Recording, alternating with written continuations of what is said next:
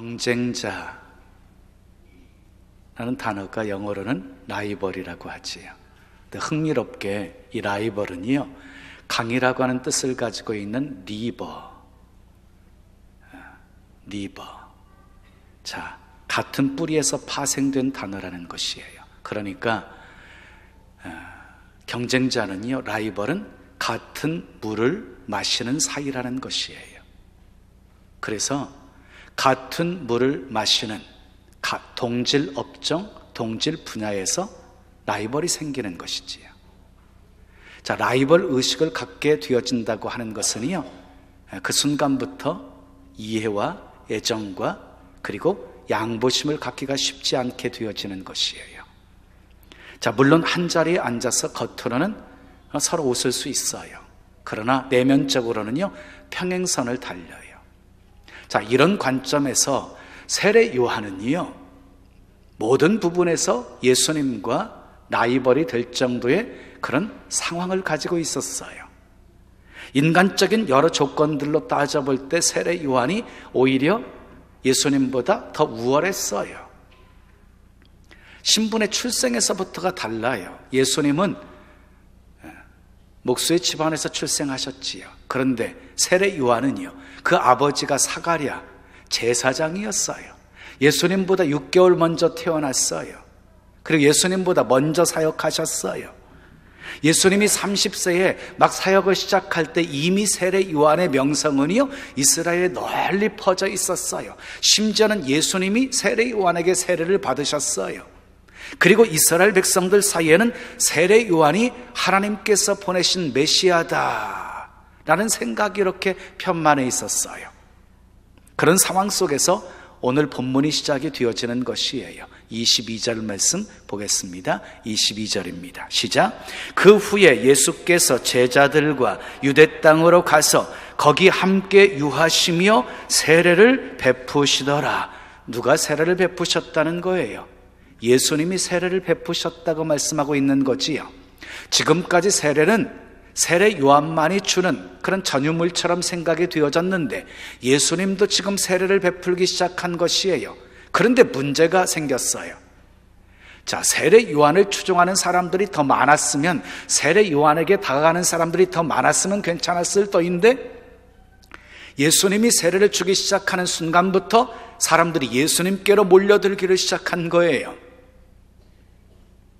그 모습을 알고 있던 이 세례 요한의 제자들 속에서 갈등이 일어나게 되었어요. 서로 논란이 일어나게 되었어요. 그리고 자기 스승인 세례 요한에게 달려와서 이렇게 보고하는 것이에요. 26절을 보십시오. 26절 시작. 그들이 요한에게 가서 이르되 랍비여, 선생님과 함께 요단강 저편에 있던 이 곧 선생님이 증언하시던 이가 세례를 베풀매 사람이 다 그에게로 가더이다. 제자들의 보고는 무엇이었냐면요, 사람들이 다 예수님께 간다고, 스승에게 와야 되는데 다 예수님에게 가고 있다고 보고를 하게 되어진 것이에요.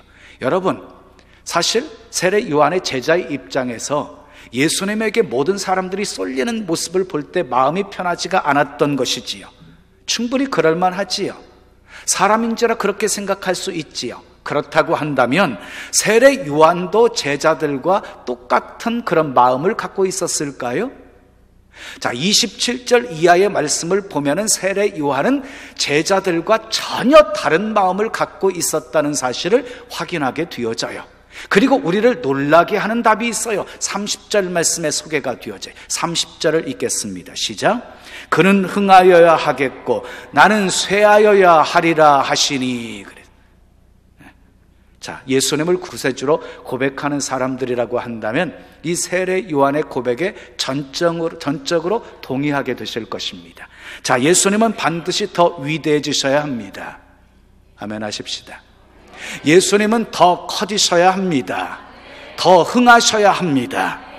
먼저 주님은 우리 인생에서 흥하셔야 됩니다. 우리 인생에서. 자, 주님은요, 우리가 인정하든 인정하지 않든 위대하신 분이십니다. 온 우주 만물보다도 더 크신 분이십니다. 주님의 나라는 영원하십니다. 우리가 흥하여야 합니다라고 말하지 않아도 우리 주님은 흥하십니다.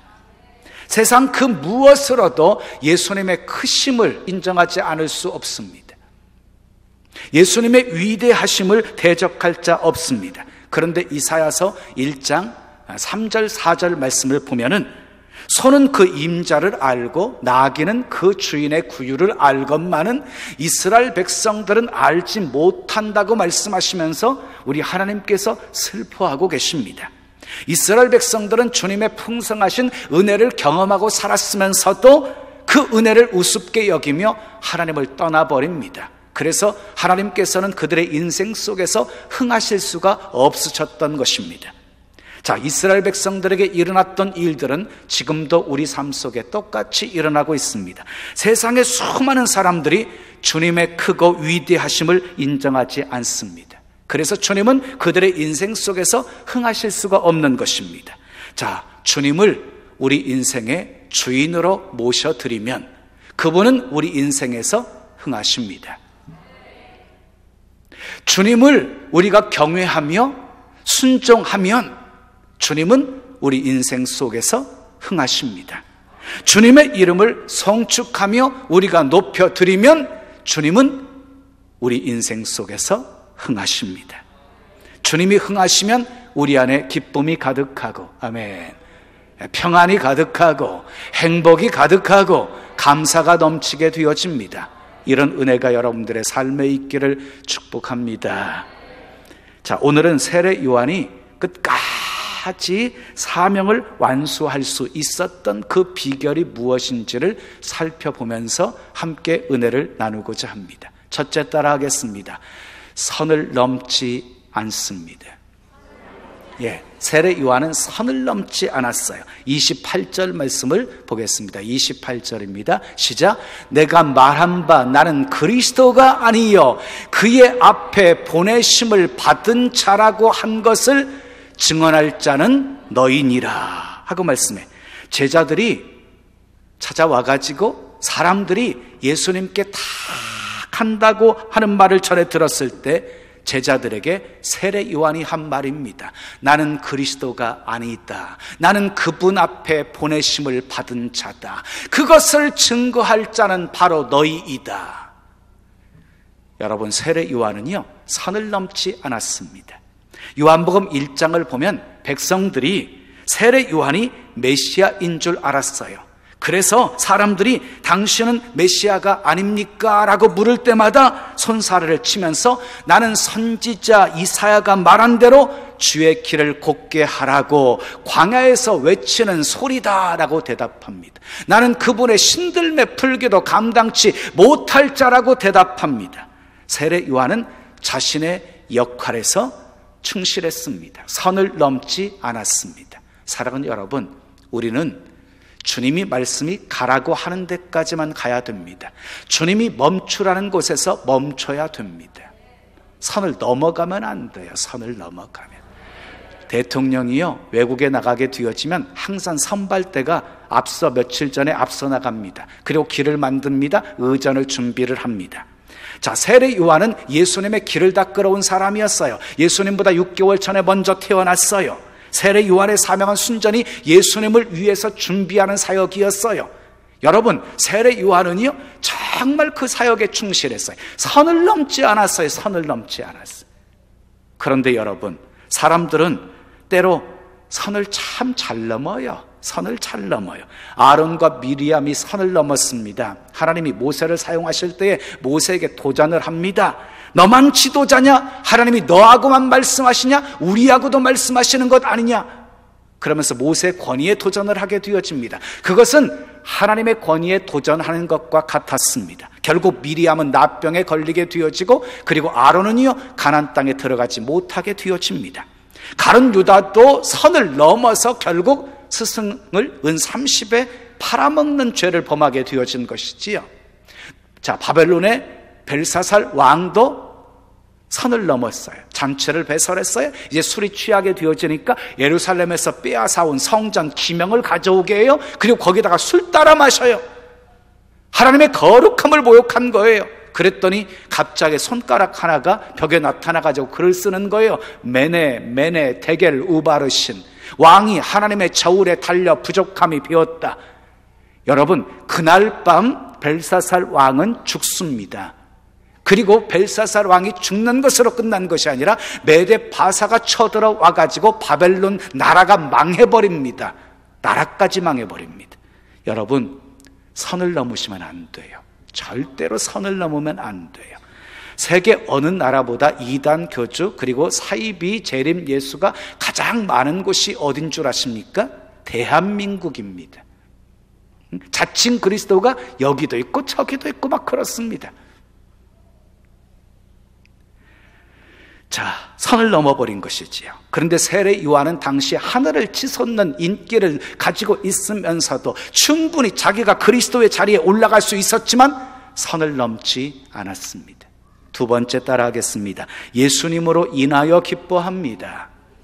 세례 요한은요, 예수님으로 인하여서 기뻐해요. 29절 말씀 보십시오. 29절입니다. 시작. 신부를 취하는 자는 신랑이나 서서 신랑의 음성을 듣는 친구가 크게 기뻐하느니 나는 이러한 기쁨으로 충만하였노라. 나는 이러한 기쁨으로 충만하였노라. 지금 세례 요한은 유대인의 결혼 예식을 비유로 해서 지금 말씀하고 있는 거예요. 신랑은 예수님, 신부는 예수님을 믿는 성도들을 가리키는 것이고요. 그러면 세례 요한은 누구예요? 신랑의 친구라고 말하고 있는 것이에요. 예? 신랑의 친구. 여러분, 신부를 취하는 것은 신랑이지 신랑의 친구가 아니에요. 신랑의 친구는 신랑이 신부를 취하는 모습을 보면서 기뻐하는 것이에요.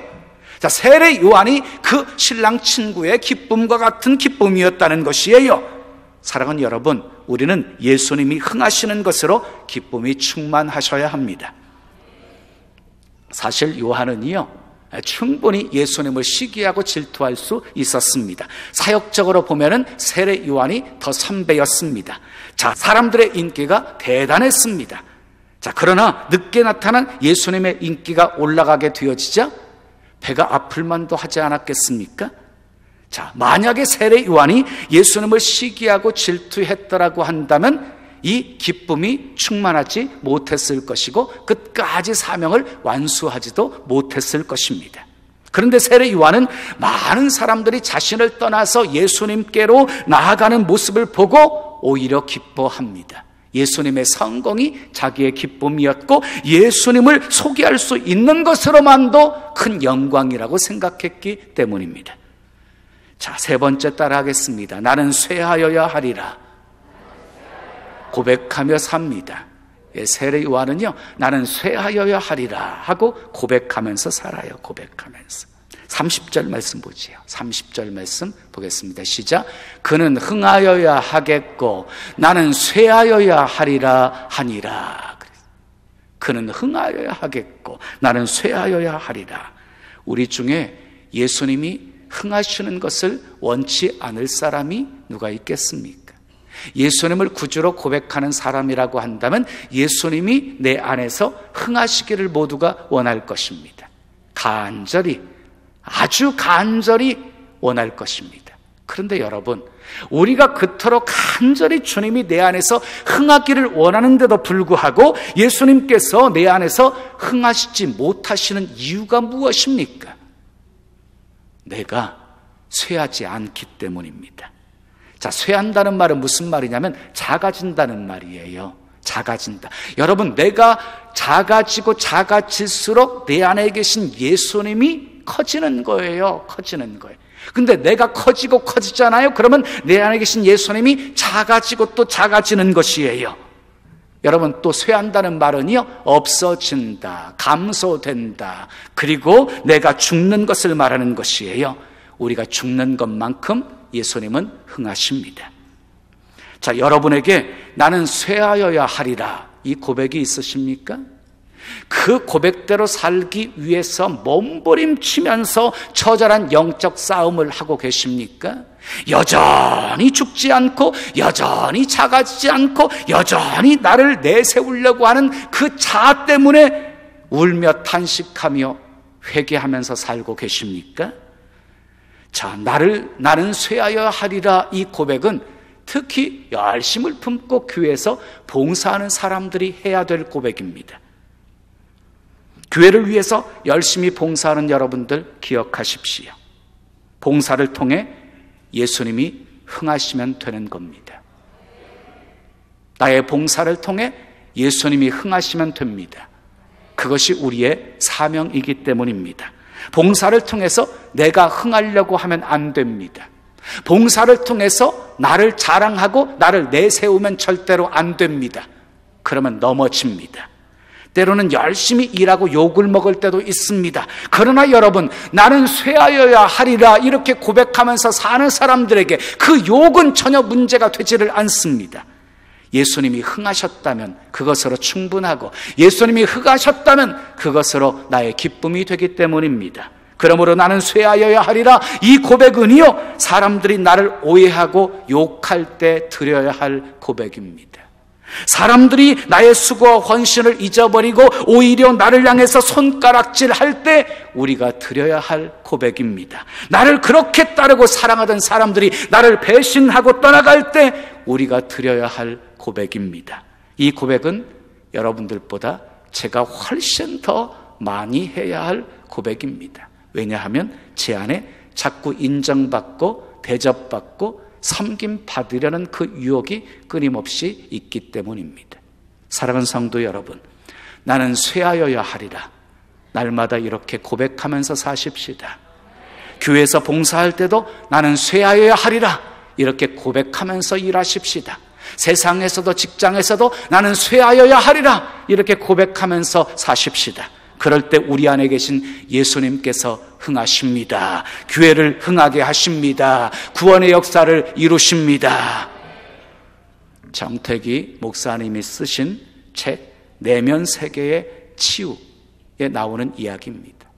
제가 설교 준비하면서 이 내용을 기록하면서요, 그냥 이렇게 가슴이 뭉클뭉클하고 눈물이 핑 돌고 많이 그랬습니다. 어느 날 40대 한 남자가 정 목사님을 찾아와서 상담을 요청했습니다. 자신을 김 집사라고 소개했습니다. 그에게는 중학교 2학년 그리고 초등학교 6학년 4학년 세 아들이 있었습니다. 그런데 자주 가출을 하는 겁니다. 밥 먹듯이 가출하는 겁니다. 거기다가 본드를 흡입합니다. 김 집사와 상담하던 목사님은 그 가정의 정말 근본적인 문제가 무엇인가를 파악합니다. 부부싸움에서 비롯된 것입니다. 싸움이 시작되었다고 한다면 입에 담지 못할 폭언을 쏟아내면서 육탄전도 서슴지 않았습니다. 그때마다 아이들은 새파랗게 질려서 벌벌 떨었습니다. 불똥이 아이들까지 뛰어가지고요, 화풀이 대상으로 흠심 두들겨 맞았습니다. 그러니 어떻게 집에 붙어 있고 싶은 생각이 들겠습니까? 김 집사가 정 목사님을 찾아와서 상담받기 시작한 지 3번째 되는 날이었습니다. 목사님이 김 집사와 상담하던 중에 갑자기 환상을 보시게 됩니다.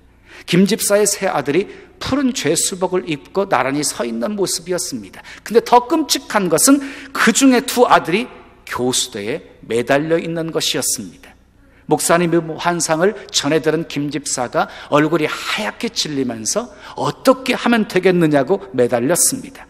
당장 부부싸움을 중지하시고 정상적인 부부생활 하십시오. 그로부터 며칠 후 가출한 큰 아들이 경기도 강주에 있는 한 경찰서에 있다는 소식을 알고 찾아갔습니다. 아들을 데려가기 전에 먼저 이 김 집사가 정 목사님에게 전화를 했습니다. 전에 김 집사는 그렇게 경찰서에 들어갈 때마다 아이 데리고 나와가지고 자기 태권도 3단의 실력으로 힘껏 두들겨 팼습니다. 김 집사님, 이번에 아이를 만나면 절대로 욕하거나 때리지 마세요. 그리고 꼭 너 배고프지 뭐 먹을래 이렇게만 말하세요. 교수님, 저는 그거 닭살 돋아서 그런 말 저는 못해요. 그러면 다시는 당신 안 볼 겁니다. 그리고 멀지 않아 당신 자녀들은 그렇게 내가 환상을 본 것처럼 되고 말 것입니다. 그랬더니 알겠습니다, 교수님, 말씀대로 하겠습니다. 하지만 애새끼를 보면 나도 모르게 또 눈이 뒤집힐까 봐 걱정입니다. 그랬더니 교수님이 그렇다면 경찰서에 가면서 너 배고프지? 뭐 먹을래? 너 배고프지? 뭐 먹을래? 라는 말을 계속해서 연습하면서 가세요. 그러면 아이 앞에서 그 말을 하게 될 것이에요. 자, 이 김 집사가 경찰서를 향해서 가면서요, 너 배고프지? 너 뭐 먹을래? 너 배고프지? 너 뭐 먹을래? 이 말을 수백 번 연습하면서 갔습니다. 그런데 경찰서 문을 들어서면서 이 김 집사는 목이 메었습니다. 처음으로 나 때문에 내 자식이 이곳을 드나들고 있구나 하는 생각이 들었기 때문입니다.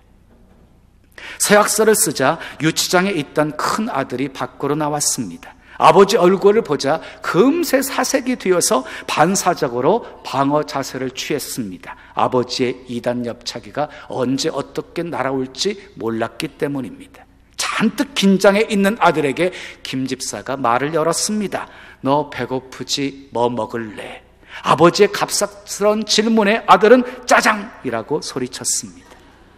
그날부터 김 집사 부부는 목사님과 약속한 5가지 행동을 실천하기 시작했습니다. 첫째, 부부가 함께 무릎 꿇고 기도하기. 둘째, 부부가 함께 하루에 2번씩 찬송하기. 셋째, 부부가 함께 성경을 교독하기. 넷째, 부부가 함께 시장 보기. 5째, 저녁 설거지는 반드시 남편이 하기 등이었습니다. 그리고요, 아이들에게 절대로 잔소리하지 말라는 것도 포함되어 있었습니다. 3주쯤 지나자 김 집사가 전화를 해서 울먹이는 목소리로 교수님, 처음에는 죽지 못해 쇼를 했습니다. 그러나 오늘은 쇼가 아니었어요. 이 소중한 가정을 주신 하나님의 은혜가 어찌나 감사한지 시장 바구니를 들고 집사람 뒤를 졸졸 따라다니면서 하루 종일 울었어요. 설거지를 하면서도 울고 아이들 이름을 부르다가도 울고 가정 예배를 드리면서도 바보처럼 계속 울었어요. 그렇게 3개월쯤 지나서 김 집사가 들뜬 목소리로 또 전화를 했습니다. 교수님, 이 새끼들이 집 나갈 생각을 안 해요. 그렇게 9개월이 되어갈 무렵 김 집사는 평생 잊지 못할 감격스러운 장면을 목격하게 됩니다. 새벽에 화장실을 다녀오던 김 집사의 눈에 아들 방에서 새어나오는 불빛이 보였습니다. 무심코 아들의 방문을 열어본 그의 눈에 아이들의 공부하는 모습이 들어왔습니다. 초등학교 6학년 아이는 공부하다가 책상에 엎드려서 잠이 들어 있었고 큰아들은 그때까지도 열심히 공부하고 있었습니다. 인기척에 뒤를 돌아본 큰아들이 아버지를 보고 멋쩍게 웃으면서 이렇게 말했습니다. 아빠, 내가 전에는 왜 그렇게 살았는지 모르겠어요. 그 순간 김 집사의 마음에 형언할 수 없는 행복감이 밀려왔습니다. 너무 늦게까지는 공부하지 마라. 이제 그만 자야지. 몸 상한다. 이 말을 하고 김 집사는 다시 화장실로 들어가 변기에 얼굴을 받고 엉엉 울었습니다. 어떻게 우리 집에 이런 일이, 어찌 이런 행복이. 하나님 감사합니다. 그날 밤 김 집사를 울렸던 큰아들은 후일 우수한 성적으로 고등학교를 졸업하고 장학금을 받으면서 대학에 들어갔고 미국의 명문대에 유학한 뒤에 사회에 귀한 인물이 되었습니다. 사랑하는 성도 여러분, 내가 쇠하지 않기 때문에 우리 안에서 예수님이 흥하실 수 없는 것입니다. 내가 쇠하면 예수님이 흥하십니다. 내가 쇠하면 예수님이 흥하십니다.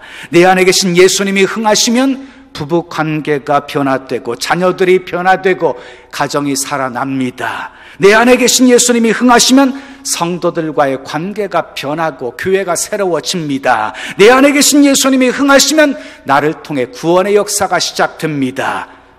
아멘. 마태복음 11장 11절에 예수님께서 세례 요한에 대해서 이렇게 평가를 하십니다. 여자가 낳은 자 중에 세례 요한보다 큰 이가 일어남이 없도다. 세례 요한은 인류 역사상 최고의 위인이었습니다. 사랑하는 여러분, 세례 요한처럼 선을 넘지 마시고, 아멘, 예수님으로 인하여서 기뻐하시고 그는 흥하여야 하겠고 나는 쇠하여야 하리라 날마다 이 고백하며 하나님께서 주신 사명 이루며 사시기를 예수님의 이름으로 축원합니다.